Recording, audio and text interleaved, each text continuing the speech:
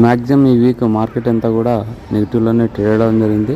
ముఖ్యంగా ఈరోజు నిన్న చూసుకున్నా కూడా ఎఫ్ఐఎల్ అయితే సెల్లింగ్లోనే ఉండడం జరిగింది, డిఐఎల్ అయితే బయింగ్లో ఉన్నాయి. ఓవరాల్గా మార్కెట్ 2-3 డేస్ నుంచి నెగిటివ్లో ఉంది కాబట్టి ఈరోజు కూడా గ్యాప్ డౌన్ అయితే సూచించడం జరుగుతుంది. సో ఈరోజు సెన్సెక్స్ అయితే క్లోజింగ్ ఉంటుంది, వీక్లీ క్లోజింగ్ ఉంటుంది. సో ట్రేడ్ సెటప్ ఒకసారి అయితే అబ్జర్వ్ చేస్తే ఒక ట్రేడ్ సెటప్ అయితే levels, Nifty levels and Sensex levels అయితే స్క్రీన్ పైన ఉన్నాయి. వాటిని బట్టి ట్రేడింగ్ అయితే మీరు చేసుకోవచ్చు.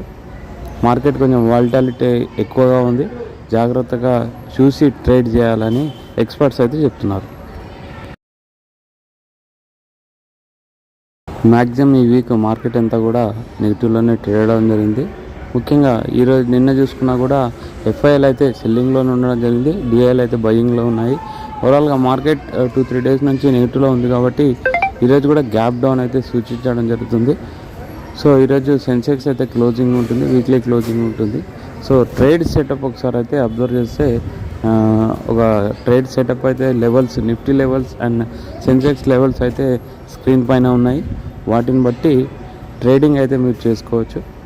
మార్కెట్ కొంచెం వాలటాలిటీ ఎక్కువగా ఉంది, జాగ్రత్తగా చూసి ట్రేడ్ చేయాలని ఎక్స్పర్ట్స్ అయితే చెప్తున్నారు.